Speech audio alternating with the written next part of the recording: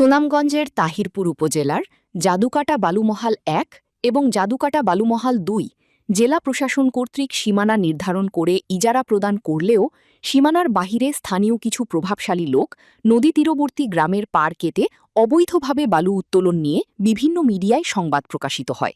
খবর পেয়ে শুক্রবার সকালে তাহিরপুরের জাদুকাটা ১ ও জাদুকাটা ২ সহ নদীর বিভিন্ন এলাকা পরিদর্শন করেন নৌপুলিশ হেডকোয়ার্টার উত্তর বিভাগের অ্যাডিশনাল ডিআইজি মোহাম্মদ আব্দুল ওয়ারিশ। পরিদর্শন শেষে তিনি সদর উপজেলার টুকের বাজার নৌপুলিশ ফাঁড়িতে আসেন এবং স্থানীয় সাংবাদিকদের সাথে কথা বলেন।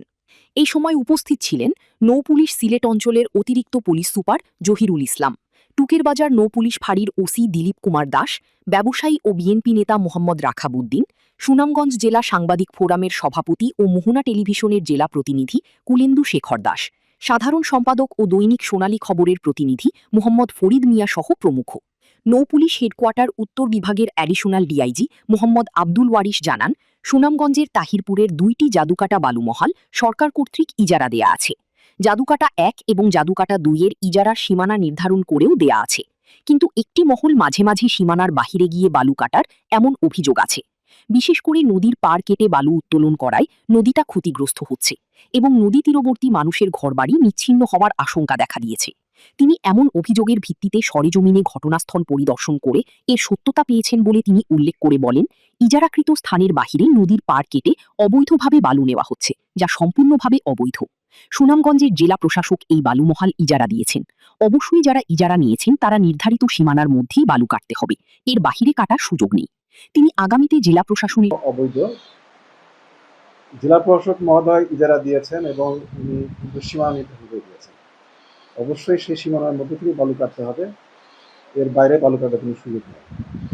তো আমরা পরিকল্পনা করছি যে ভবিষ্যতে জেলা প্রশাসনের তত্ত্বাবধানে জেলা পুলিশ, নৌ পুলিশ আমরা সবাই একসঙ্গে টাস্ক ফোর্সের মাধ্যমে যারা এভাবে অবৈধ বালু উত্তোলন করছে তাদের বিরুদ্ধে কঠোর ব্যবস্থা নেব। এটা আমাদেরকে রক্ষা করতে হবে। জাদুকাটা নদী আপনারা জানেন অত্যন্ত গুরুত্বপূর্ণ। এখানে পর্যটন শিল্পের জন্য এটা অত্যন্ত গুরুত্বপূর্ণ। হাজার হাজার মানুষ এখানে পর্যটক হিসেবে আসেন এবং এর নদী এবং এর পার্শ্ববর্তী হাওরগুলোর প্রাকৃতিক সৌন্দর্য উপভোগ করেন।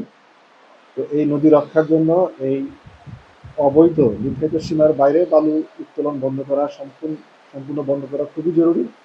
তো আমরা এটা নিয়ে কাজ করব এবং আশা করি যে আমরা এটা সম্পূর্ণ বন্ধ করতে পারবো।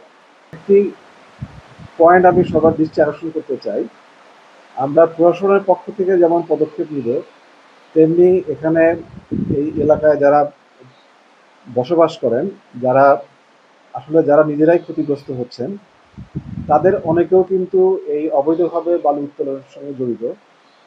তারা হয়তো নিজেদের ভবিষ্যৎ ক্ষতিটা বুঝতে পারছেন না, বর্তমান লাভের জন্য এটা করছেন।